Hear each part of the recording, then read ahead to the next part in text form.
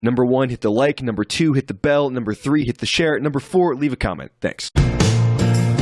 We are gathered here today to mourn the passing of a financial titan, a successful investor, a real American that pulled himself up by the bootstraps to make something of himself, with no help from anyone else. He was a jobs creator, filling a vital niche in the market, connecting the sexually frustrated and powerful with young women desperate to break into the world of modeling. Unfortunately, Mr. Epstein's otherwise sterling legacy has been tainted by accusations, malicious federal prosecutions, and disgusting conspiracy theories about blackmail international pedophile rings. Just kidding, Jeffrey Epstein was a disgusting sexual predator that aided in the abuse of hundreds, if not thousands of young girls, collecting blackmail along the way, and providing that blackmail to shadowy intelligence agencies whom we have no idea who they actually are. He was also, according to allegations, extremely rapey himself, and his enterprise is alleged to have kidnapped and prostituted girls as young as 13. Let me try to avoid hate speech and liability here.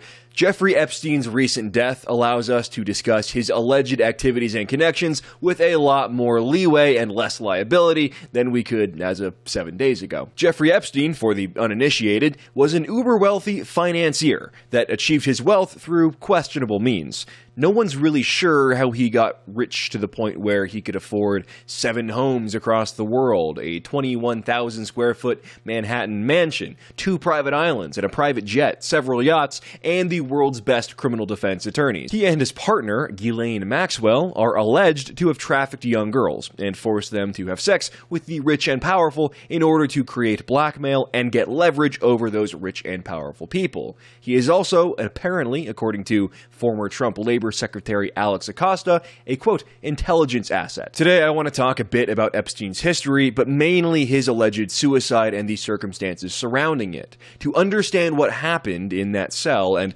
create theories about what you may think happened, it's imperative to understand where Epstein came from and who would stand to benefit from him living and from him committing suicide. Let me know what you think. Do you think he committed suicide? Do you think it was an assassination? Let me know down below in the comments, and I'll explore the arguments today for both sides. And if you want to get even more bonus content from me, including my appearances on the What's on Politics podcast and the exclusive newsletter I write every 2 weeks, you need to sign up for my newsletter, hosted by What's on Politics. In said newsletter, I cover topics that I don't usually devote time to here on the channel, including the tumultuous 2020 presidential race, the machinations of the Democratic primary, and more detailed policy proposals that I would suggest this administration follow. And some things a little bit too hot for YouTube. It's all free, straight to your inbox, and the catch, well, there isn't one. Sign up now at the link down below or by typing in what you see on your screen and start getting hours of bonus content straight to your email inbox completely free. Check it out today. I remember hearing jokes about Jeffrey Epstein's pedo island back in 2016,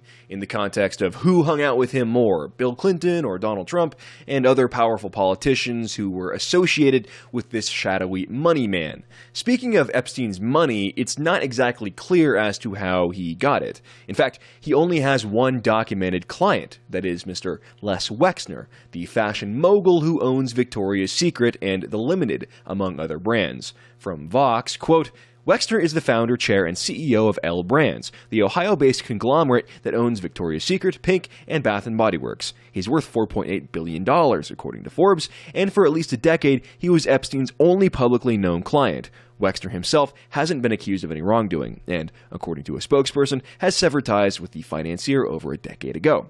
A new report from the New York Times reveals that in May 1997, Jeffrey Epstein posed as a talent scout for Victoria's Secret, the multi-billion-dollar lingerie giant owned by Les Wexner's L Brands, in order to lure a model named Alicia Arden to his hotel room. There, according to a police report filed with the Santa Monica Police Department and obtained by the Times, he told her to undress, groped her, and said he wanted to manhandle her. Even by the standards of privacy-obsessed billionaires, Epstein's business practices are shrouded in mystery. Actually, he may not actually be a billionaire himself, per Forbes, despite the many headlines that label him as such. In a 2002 New York Magazine story, a prominent investor suggested that many of his reported claims, employing a staff of 300, managing Rockefeller money, were pure bluster.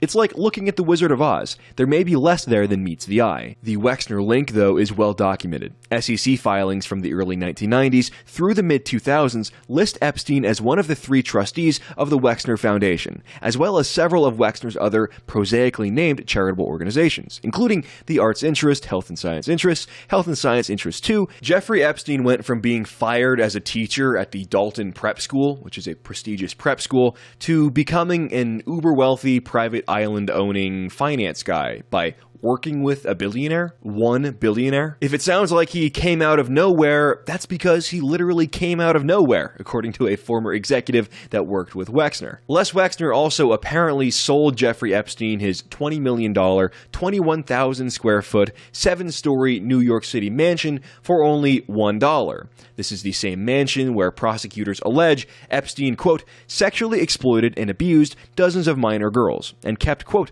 hundreds and perhaps thousands of sexually suggestive photographs, including some of underage women. And it's the same residence that was raided by police, and when they went into the safe, they found a safe full of DVDs. Those DVDs were labeled Young Name plus Name. Like Young Susie plus so-and-so. Epstein was brought in for sex crimes about 10 years ago, back in Florida. In 2007, Epstein was given a deal. In exchange for taking a lesser charge, he would not be prosecuted for any other offenses he had previously committed. This is known as a non-prosecutorial agreement. This non-prosecution deal was presided over by Alex Acosta, who would later go on to become the labor secretary under the Trump administration. When asked about the deal he gave Epstein, Mr. Acosta has allegedly said he was not going to charge Epstein too heavily because he had been told not to, because Epstein was a, quote, intelligence asset. That is, he was working with some intelligence agency. We don't know if it was domestic or foreign. Could be FBI, CIA, Mossad, MI6, any number of agencies. We don't know. I don't believe there's any way Epstein became as wealthy as he is, apparently owning homes in several continents, planes, yachts, private islands, by managing one man's money, especially one man worth only $4.8 billion. From what we know, it seems that Epstein presented himself to the public and to others as a finance guy in order to explain his exorbitant wealth, but that wealth was actually coming from various intelligence agencies. In exchange, he was providing them with blackmail of the rich and powerful he had created at his private island and his other residences. This blackmail was sexual in nature and involved the exploitation of young, often underage, girls. This blackmail then allowed the intelligence agencies to manipulate executives, world leaders, and yes, even presidents into doing their bidding, and not the bidding of the people they were supposed to be accountable to. And now, Jeffrey Epstein is dead in an apparent suicide. If we want to understand Jeffrey Epstein's death, we have to ask ourselves who stood to benefit from his passing. To do that, we need to look at what actually happened when he died. The most obvious thing is the termination of the criminal investigation. The girls that say they were abused in Manhattan or on Little St. James Island or elsewhere, their opportunity to seek criminal recourse is over. It also means that any further investigation is likely to come to a halt. There's no more case to be investigated, no more crime to be investigated if the alleged perpetrator is dead. In my mind, this is one of the strongest arguments for the theory that Epstein was actually killed. The people whose names are on those DVDs, Young Name plus Name, they don't want those names to become public as part of any trial, and there was always a chance that Epstein could attempt to get a plea deal in order for more favorable conditions. He was going to go down probably for life. He was not going to get another one of these sweetheart deals, so he would likely try to make his accommodations in jail as good as possible. He would try to argue for placement in a favorable facility, that kind of thing. And those are all things you can do when you work with prosecutors and you're willing to give them more information. If he would have named names, that could have been beneficial to his case. He might have tried to drag others down with him, if he weren't silenced. From the Washington Post, quote, he showed no obvious signs of distress at a July 31st court hearing, and in recent weeks had been meeting with his lawyers up to 12 hours a day to discuss his case, the person said. People close to Epstein, noting that he seemed recently to be in good spirits, were surprised by reports of suicide, according to one person familiar with their discussion Saturday, and expressed concern about the possibility of foul play. His attorneys are seeking to learn from authorities how Epstein's body was found and how such an incident could have happened, this person said.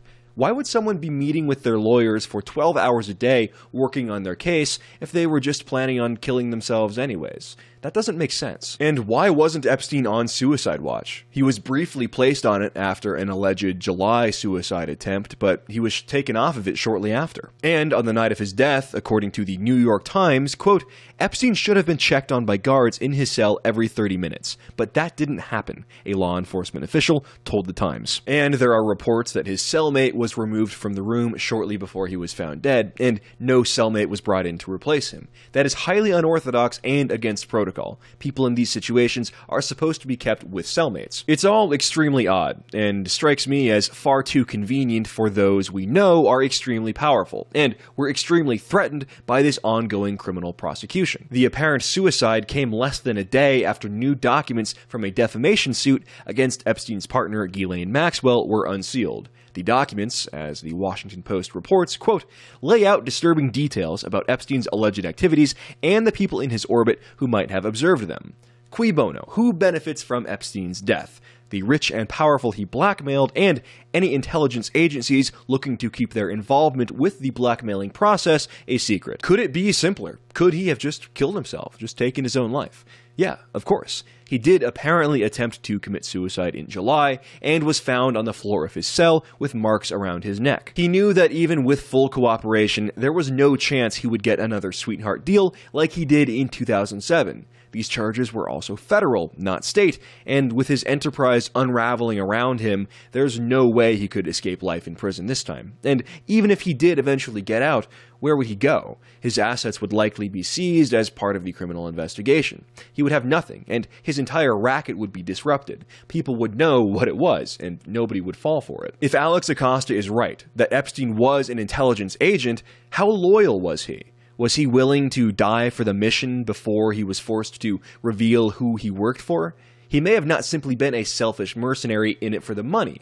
That's the other thing. He may have been a true believer. He may have truly believed in the objective of whatever intelligence agency he was working for. If he was a true believer, if he truly believed in the mission of whatever that intelligence agency was, and wanted to put the well-being and the mission first, I could see him being willing to commit suicide and to take his own life before being forced to compromise that mission in a court of law. If he were forced to name names and provide a list of people who he serviced at his island or other properties, that would take away all the leverage those intelligence agencies have over those people. The holder of the blackmail has the power over the blackmail target, but only as long as that information, the blackmailing information, does not become public record. If it does become public, all the leverage is gone. This is why it's so important for the prosecutors to continue their work. And I know there are likely to be substantial risks to anyone involved with the continued prosecution of Jeffrey Epstein. I would hope that the investigators here would have the integrity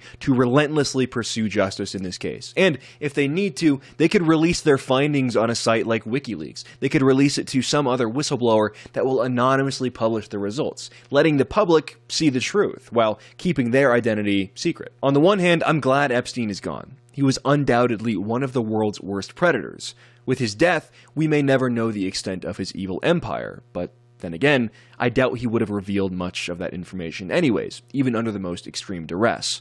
At least this way, we know he's not abusing any more girls. As far as how he died, I don't think we'll ever get an explanation that is good and thorough enough to quiet all of the whispering surrounding these suspicious circumstances here. All we know for certain is that any powerful, wealthy pedophiles, rapists, and abusers in the world's halls of power are sleeping more soundly tonight.